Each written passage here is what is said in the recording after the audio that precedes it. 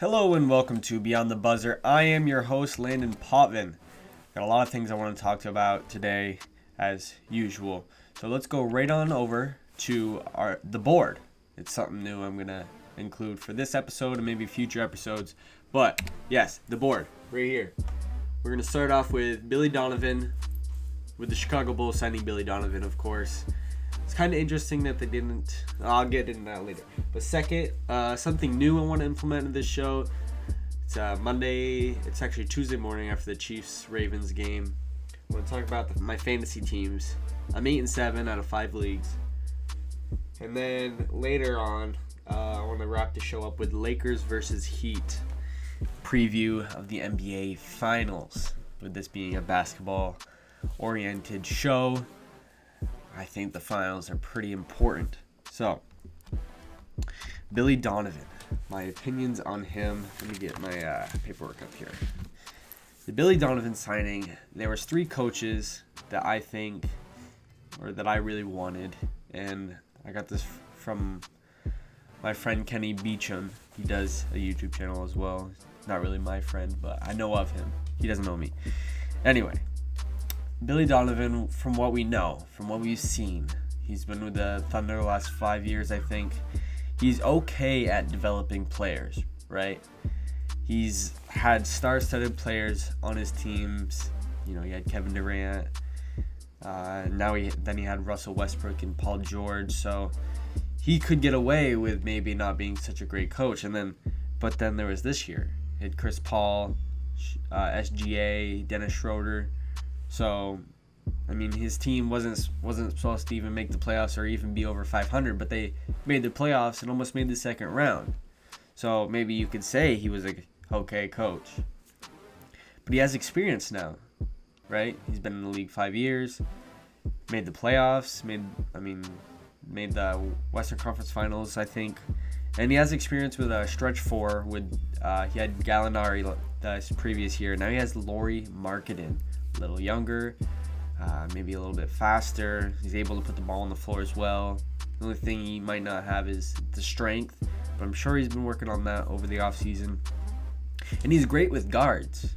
He had 3 this year. He's able to implement all of them into their starting lineup at points. And I'm excited to see what he can do with Kobe White, Zach LaVine, Thomas Satoransky. I hope Chris Dunn can really hopefully reach his potential. And then, of course, we have the 4th overall pick, in which we don't even know who we're going to take there yet. And he's proven he can get to the playoffs. I already talked about that. But I don't know if I'd rather have Kenny Atkinson. He's the other coach that I was hoping we'd get. He's way better at developing players. And then there's Wes Unseld Jr. Our GM was also a Denver Nugget, and now he's a Bull. Wes Unseld Jr. was a Nugget, and maybe he could come to the Bulls. And the reason why the Nuggets are so good on the defensive end is because of Wes Unseld Jr. So, but I mean, I guess that's all I have for the Bulls in signing Billy Donovan. Who knows? This is either gonna be a 10 out of 10, or it could potentially be a 2 out of 10, because Billy Donovan has no stars right now. He has a lot of potential on this team, but he has no superstars. We have no recollection of the playoffs, but we are hoping Billy Donovan can change that. So let's move on to my fantasy teams. First, I got my Yahoo League. I have Kyler Murray, Austin Eckler, Clyde Edwards-Helaire. This is my 3-0 team. This is the team that really had so much potential. This one is with my high school buddies, and nobody showed up for the draft except maybe 6 people. So out of the 4 other teams, we kind of had to pick for them, obviously, and we just kind of randomly did it. But Kyler Murray's, I had so much potential in him. This was before Clyde Edwards-Helaire was the starter when we drafted, so I got him in the 5th round, I think. And this is also a keeper league, so I kept Hopkins. I think I went with Austin Eckler with my first pick, and then Tyreek Hill, and then somehow Kelsey came back to me, and then I went Edwards-Helaire, and then Ridley. And then, mind you, freaking Adam Thielen. I got him late. And then on the right-hand side with Lamar Jackson, I had the first overall pick in a 12-team league. So this is my first ever 12-team league, and I tried to do a lot of research on this one. I did a lot of research on this one and mock drafts, but I went Christian McCaffrey first. He's hurt, so I was 2-0. Now I'm 2-1 because McCaffrey went out and I wasn't able to get Mike Davis. And I started Chris Thompson last week. That was such a mistake. I don't know why I did that. And DeAndre Swift did absolutely nothing for me. But I have Lamar Jackson, Myles Gaskins, Swift, Chark, Boyd, Kelsey. I went McCaffrey, then Lamar, Kelsey, and then I went Chark, Boyd, and Raheem Mostert. So yeah, I have Mostert and Crowder on my bench as well, and McCaffrey. And I just interchange my defenses each week, and I don't know, I like Blankenship, so I think we're gonna keep him for as long as possible. And then in my other league, important league, I'm 3-0, 2-1. This one I'm 2-1. I'm 0-3 in another, and then I'm 1-2 with my college buddies. But Joe Burrow, I kind of see him like a Patrick Mahomes, and Tyler Boyd, I really like him. And now that AJ Green has really taken a step back in how good he is. But I had a lot of faith in Kenny Golladay, Miles Sanders I like, and then I got Edwards-Helaire, and I kept Devontae Adams, and I traded Tyler Lockett for Darren Waller. And then this week in waivers, I didn't know Myles Gaskin was available, and I picked up Devontae Freeman instead. But now this week, I'm flip-flopping that, and my defense in this league is also a week-to-week thing, so anyone that plays the Giants or the Jets, I'm picking their defense up. Brandon Ayuk, Dallas Goedert's out for a long while, so I'm dropping him.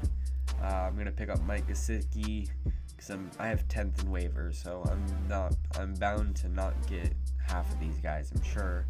But Daniel Jones was my backup quarterback, so I'm definitely dropping him. And then I have, on the top of your screen, I have a trade, Devontae Adams for Austin Eckler. That one was declined. I'm trying to get Eckler there, but that one was declined. And then I just want to get rid of Evan Ingram. I don't like him at all. I thought I would because I thought Daniel Jones's potential was huge, but I'm trying to get Jameson Crowder for Evan Ingram. Let me know what you guys think on those trades and those waiver picks as well. And do you think... So I got my flex, Antonio Gibson, DeAndre Swift, or Laviska Shenault this week. Who should I start there? Or what if I get Myles Gaskins? Do I start Gaskins or Ayuk? Let me know. That's pretty important to me there. But now the fantasy team's out of the way, Billy Donovan signings, let's get into the favorite. Lakers versus Heat NBA Finals. As you can see, some undisputed talk between Shannon Sharp and Skip Bayless. Skip Bayless, what is he doing? I don't like him at all. His takes and opinions just totally are irrational and terrible. LeBron James is the greatest player in the NBA today, and he's going to carry the Lakers to another championship to tie with the Celtics, and he's going to get his 4th championship. I'm proud of Jimmy Butler. As a Bulls fan, I'm proud of him for what he's done, and he's able to reach the finals. That's awesome. I wish he had done that with the Bulls, but of course he wasn't at his peak yet. So game 1 is tomorrow night, Wednesday at 9 p.m. Me and my dad can't make those games. I don't know. We're in the Eastern time zone. We can't even play the Lakers games at 7:30 or 8 o'clock. Why 9 o'clock? That's stupid. But I want to break down the starting lineups or even just the whole rotation. Lakers got LeBron at point, Pope at the 2 or 3, and then Danny Green. Those two interchange. Markieff Morris, and then Anthony Davis at the 5. Or this is what I think they should do. And then you got Jimmy Butler guarding LeBron, probably. vice versa. Goran Dragic on Pope, Duncan Robinson on Green, or Pope. Either those, I think those matchups are interchangeable. And then you got Jay Crowder on Markieff Morris, and then Bam Adebayo on Davis, of course. So the pick and roll for the Heat, that's not going to be there. No, Anthony Davis, he's gonna shut that down. No way does that happen as much as it did against the Celtics. And then right there, I think that's a huge drop off for how the Heat offense articulates. Duncan's gonna get his at least 2 to 3 threes a game, but LeBron, when he's on offense, he's seeking out Tyler Herro and Duncan Robinson. Butler, when LeBron's defense, it lacks. It's probably a B plus perimeter defense anyway. But when he needs to, he locks up. So unless LeBron has to, I don't think he'll be. He might not even guard Butler. I think Pope might be on him.